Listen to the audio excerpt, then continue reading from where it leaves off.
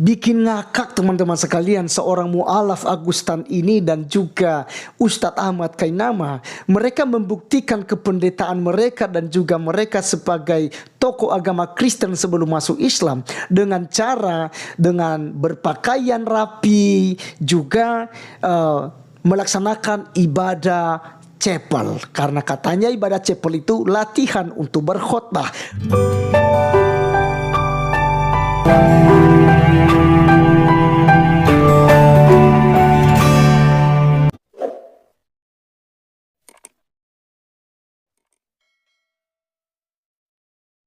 Salam teman-teman sekalian, berjumpa kembali dengan saya Arif Gule di channel TV Laskar Kristus ini. Ini channelnya kita bersama. Jangan lupa dukung dengan cara subscribe, like, dan komen, serta share video-video daripada channel ini. Teman-teman sekalian, pada kesempatan kali ini kita akan mengulas kembali tentang para mu'alaf. Ya, ada dua mu'alaf yang akan kita bahas dalam video ini, yaitu Ustadz Agustan dan juga Ustadz Ahmad Kainama. Yang kata umat muslim, mereka inilah orang hebat. Mereka inilah ustadz yang memperjuangkan Islam gitu ya. Jadi mereka bangga dengan itu. Ternyata teman-teman sekalian, mereka menceritakan latar belakang mereka. Mereka membuktikan tentang jabatan gerejawi mereka sebelum mu'alaf. Itu semua ngawur dan tidak sesuai. Ini mereka hanya jual apa namanya ya, kalau Islam bilang bertakiyah gitu ya, jual kebohongan dan menjual tentang metode-metode ibadah di dalam kekristenan. Dan katanya itu sudah cukup bukti bahwa mereka adalah mantan pendeta dan juga mantan misionaris, mantan biarawati, mantan pengerja di gereja, mantan aktivis lah, macam-macam yang mereka sampaikan. Nah, kali ini teman-teman sekalian, mari kita melihat apa yang sedang mereka bicarakan ini di dalam video berikut ini. Dulu saya suka bagus sedu ya, suka bercanda dengan guyon dengan Ustadz Kainama tentang bagaimana cara beliau untuk membuktikan sebagai pendeta, mantan pendeta, bahwa beliau bisa bahasa asing ya, ada bahasa Jepang bisa, bahasa Perancis bisa, bahasa Yunani bisa, bahasa Hebrew bisa, bahasa Inggris apalagi. Jadi dan beliau berlaga untuk menjadi seorang orator, seorang pendeta ketika berkhotbah. Jadi kelihatan betul bahwa secara ini gaya tubuh ya, stylenya itu sudah memang style pendeta gitu. Kalau tidak pernah merasakan jadi pendeta, nggak akan punya style itu begitu. Saya bukan seorang pendeta dan saya tidak punya style, sehingga nggak bisa saya membuktikan. Ya, teman-teman sekalian, di bagian pertama ini dulu kita ketawa sama-sama.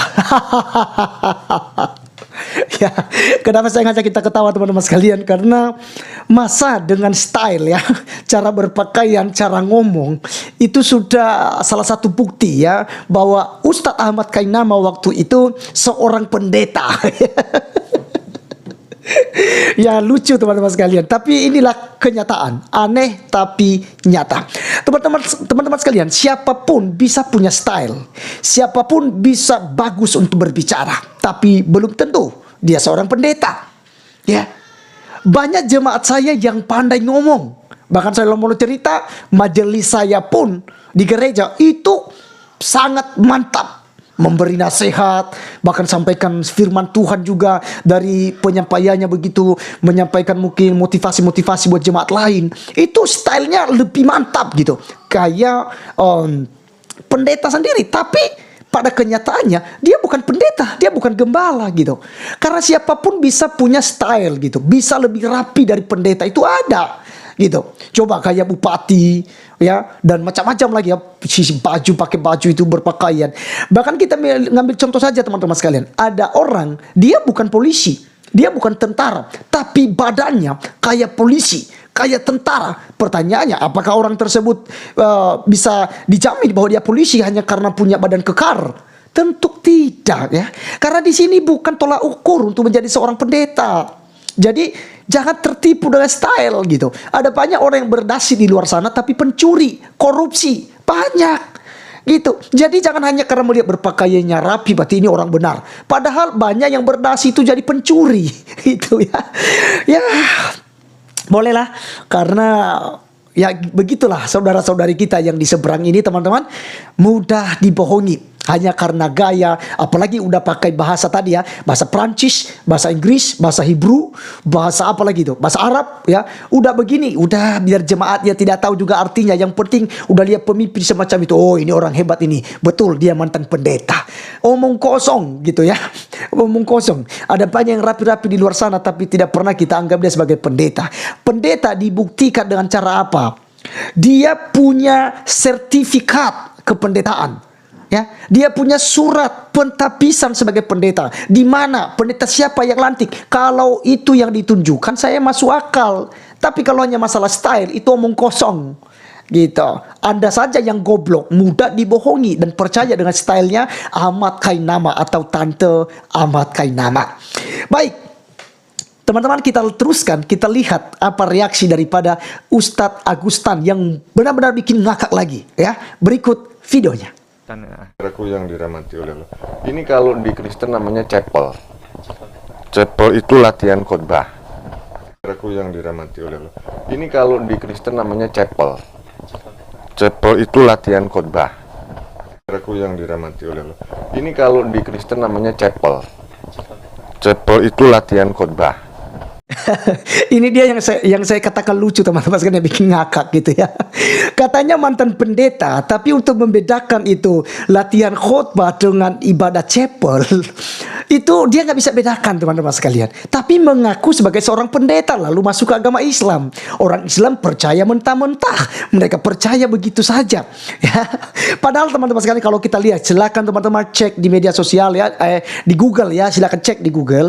Ibadah chapel itu bukan sebuah latihan khotbah, tapi ibadah chapel adalah merupakan ibadah Kristen yang dilakukan dengan jumlah sedikit gitu ya. Misalnya hanya 20 orang, atau biasanya digunakan bahasa chapel ini di mahasiswa teman-teman sekalian, ibadah mahasiswa.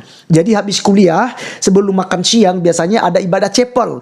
Artinya ibadah yang dihadiri oleh beberapa orang mahasiswa. Dan ibadahnya itu cenderung itu singkat teman-teman sekalian ya. Jadi tidak terlalu lama. Berbeda dengan ibadah yang dilaksanakan pada saat hari Minggu, ibadah raya. Itu semua lengkap di situ dan waktunya juga cukup lama. Bisa 1,5 jam, bisa 2 jam. Kalau di ibadah chapel di kampus atau di STT teologi ya, itu biasanya itu dipersingkat teman-teman sekalian. Misalnya pujiannya dikurangi gitu. Tapi ibadahnya sah, bukan latihan gitu. Bukan latihan. Kadang-kadang kita di ibadah chapel pun kasih persembahan. Kalau latihan khotbah itu tidak ada yang namanya itu persembahan, tidak ada khotbah yang panjang lebar gitu. Jadi Ustadz Agustan tidak bisa membedakan antara ibadah chapel dengan latihan khotbah. Latihan khotbah itu teman-teman sekalian itu kita kenal sebagai homiletik ya, atau homiletika.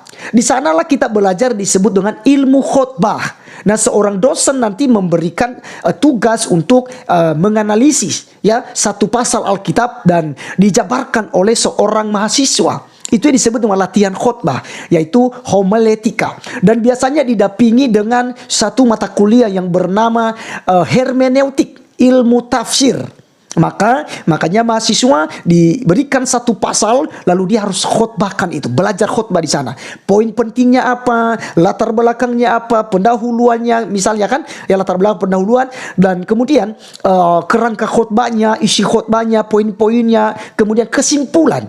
Ya, ini yang dinilai oleh seorang dosen di latihan khotbah yang disebut dengan homiletik, ya, mata kuliah homiletik. Jadi tidak ada hubungannya dengan ibadah chapel, latihan khotbah.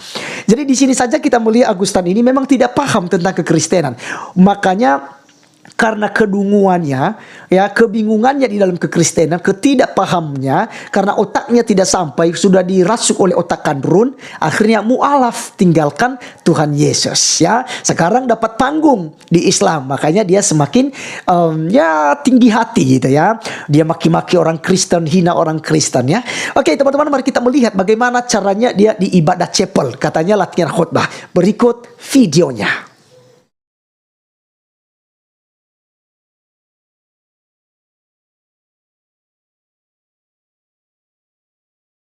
Saya mau khotbah pagi nih ya. Ini anunya di sini Mbak, saya jalan ke sini kan.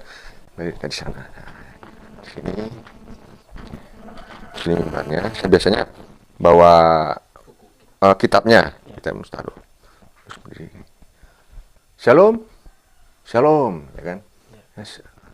Baik saudaraku, Shalom Alakim, Basem Yesua Masya. Dan mereka ngomong Shalom kan. Saya percaya pagi hari ini kita diberkati oleh Tuhan kita Yesus Kristus. Karena apa? Harapan kita, cita-cita kita hanya di dalam Dia. Tapi kok masih ada yang loyo-loyo? Bagi lagi. Ah, ini nggak seru ini. Bagaimana kita mau memuliakan Tuhan, mau mendengar firman Tuhan aja? Berdiri biasanya gitu ya kan. Ayo, kita mau hangatkan ruangan ini dengan hadirat Tuhan, mau nggak? Biasanya kan mau ya kan? Mau gitu. Oke, kita haleluya 5 kali. Sekuat tenaga, siap? Jadi jangan loyo-loyo, anak Tuhan loyo-loyo bagaimana? Mau mendapat berkat nggak? Nah, pasti orang kan mau. Orang mau mendapat berkat, itu harus ada semangat. Bagaimana? Mau mendapat berkat? Mau, udah. Susah. Mari. Berdiri, ya kan? Oke, siap. Haleluya 5 kali ya. Haleluya. Lalu yang terakhir digas. Haleluya. Biar otot-otot kita kendor dan hadirat Ya, kita, teman-teman sekalian, itu hadirat Allah itu sampai ke ibadah surga. chapelnya oleh Ustadz Agustan ya. Katanya ibadah chapel itu adalah latihan untuk berkhotbah ya.